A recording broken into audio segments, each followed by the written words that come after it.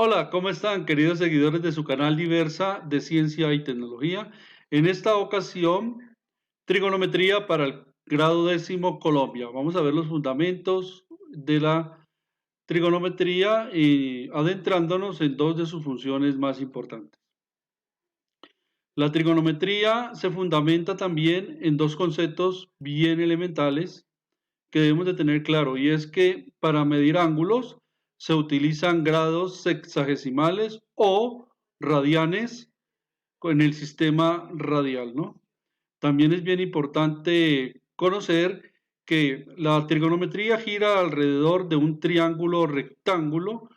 Esto quiere decir que el triángulo al menos tiene un ángulo recto, que es fácilmente reconocible porque mide 90 grados o pi cuartos radianes, ¿no?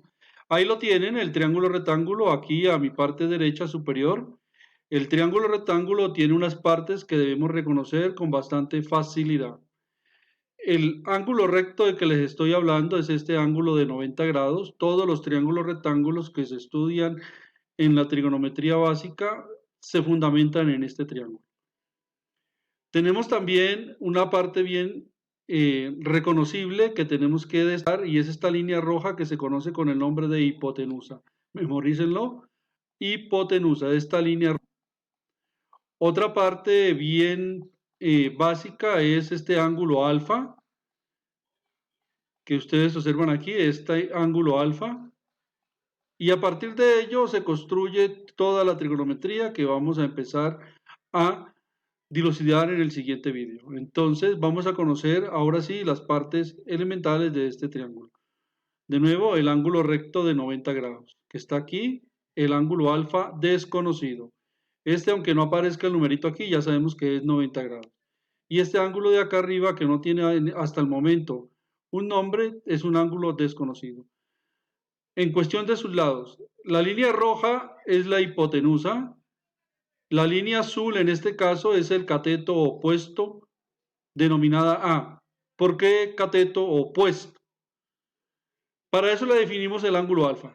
El ángulo alfa es el que me permite definir lo que está opuesto a él, es el cateto opuesto. Este lado, esta longitud de color azul. El lado que se pega de alguna manera a este ángulo alfa, que está adherente, se conoce como cateto adyacente. ¿Ok? El que se pega al ángulo alfa. Con esto claro, ya se pueden definir la función seno y la función coseno. Hagamos claridad que en la definición de algo no hay nada detrás de ello. Sencillamente es una definición.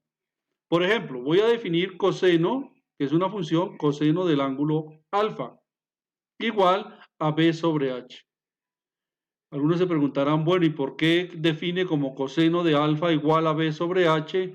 ¿De dónde salió la ecuación? ¿Dónde está la igualdad? Pues no veo que 5 sea igual a 5. No se preocupen por eso, porque es una definición. De igual manera como cuando uno bautiza a una persona, le dice, tú te llamarás Susana Pérez. ¿Por qué se llama Susana Pérez? Sencillamente porque sus padres lo quisieron así, sus abuelos, sus familiares. De la misma manera, el coseno de alfa se define o se llama igual a b sobre h. ¿Por qué? Porque es la manera de definirlo. También el seno del ángulo alfa se define como a sobre h. Más bien les voy a enseñar una manera de identificarlos fácilmente. El coseno de alfa se identifica y se define como el cateto adyacente, es decir, la longitud de este extremo b. Recuerden que el extremo B, el cateto adyacente, se pega al ángulo alfa, coseno es B, que es cateto adyacente, sobre H, que sería el largo de esta hipotenusa de color rojo. Y el seno de alfa se define pues con otros lados, es decir, es igual al cateto opuesto, este que tiene la letra A, el cateto opuesto, dividido la hipotenusa. En ambas ocasiones se utiliza la hipotenusa, la única diferencia que en el coseno se utilizamos el cateto adyacente y para no utilizamos el cateto opuesto. ¿Está claro? Lo único que debemos de tener bastante en observación es el ángulo alfa. Continuemos. Aquí pues prácticamente está en texto lo que acabo de definir. Pero aquí hay una nota. ¿Qué pasa si cambiamos el ángulo? Es decir, que ya no utilizamos alfa, sino que ahora utilizamos el de arriba beta. Cambian un poquito las cosas, ¿no? Porque recuerden que la definición se basaba era en opuestos y adyacentes. Entonces, miren, por ejemplo, en este caso, el coseno del ángulo beta, ya tenemos que el adyacente es A. Para beta cambia el lado adyacente. Ahora el adyacente va a ser el lado A. Luego el coseno de beta es igual al adyacente dividido H. Y para el seno de beta utilizamos el opuesto, que sería en este caso B dividido H. Es decir, que dependiendo de dónde está el ángulo observador, se define el opuesto y el adyacente. En la práctica, ¿para qué sirve esto? Miremos un problema, ¿no? De costos. Se desea sujetar un poste de energía de 20 metros de altura, un poste vertical, ¿sí? Empotrado en el suelo, con un cable que parte del suelo hasta que se fija en la parte superior de arriba del poste. El ángulo entre el suelo y la cuerda es de 30 grados. Aquí tienen el diagrama de la situación. Tenemos un poste en el suelo empotrado que mide 20 metros. Tenemos la cuerda que deseamos comprar, que aquí se denomina H, y el ángulo entre la cuerda y el suelo es de 30 grados. Cada metro de cable cuesta 12 pesos. Entonces, ¿cómo se resuelve el problema? Partimos de una idea, miren. Voy a colocar aquí para que ustedes puedan observar lentamente.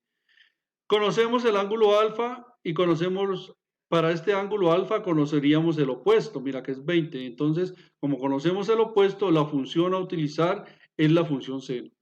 Si conociéramos el ángulo adyacente, la función a utilizar sería la función coseno. Entonces, en este caso, conviene utilizar la función seno porque lo que tenemos es un ángulo opuesto.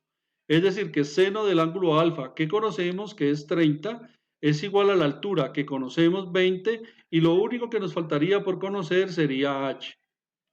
Es decir, que lo tenemos todo, solo desconocido h.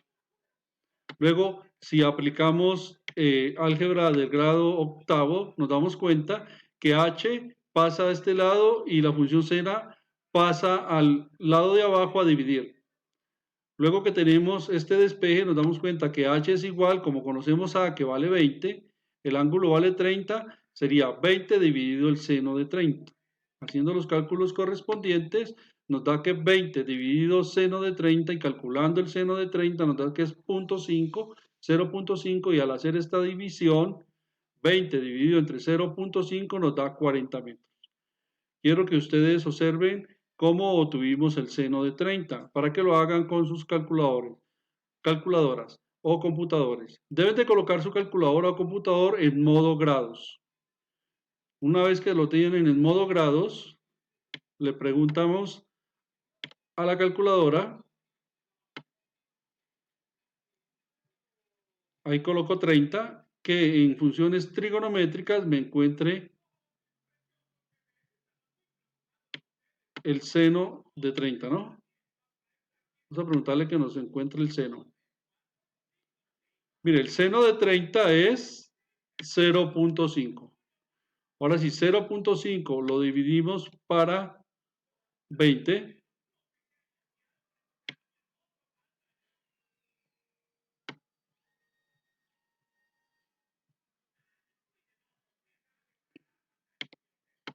y eso nos da el cálculo, aquí no puedo que ustedes lo observen, pero al dividir 20 entre 0.5 nos da 40. Muy bien, como cada metro cuesta 12 pesos, 40 por 12 sería 480 pesos. Estamos trabajando con pesos de otra nación, es decir que para el caso de Colombia estaríamos hablando de 480 millones de pesos, depende de la moneda de tu país. De esta manera hemos establecido una de las funciones más importantes de la trigonometría, cuál es la función seno, y de paso definimos la función coseno. Y resolvimos un problema utilizando la función seno partiendo de que la función seno se define con el ángulo y con su lado opuesto. ¿De acuerdo? Si les ha gustado este video, suscríbanse a nuestro canal para que les sigamos informando más sobre matemáticas de básica secundaria y opriman la campanita para que los notifiquen de nuevos videos. Hasta la próxima y que Dios los bendiga.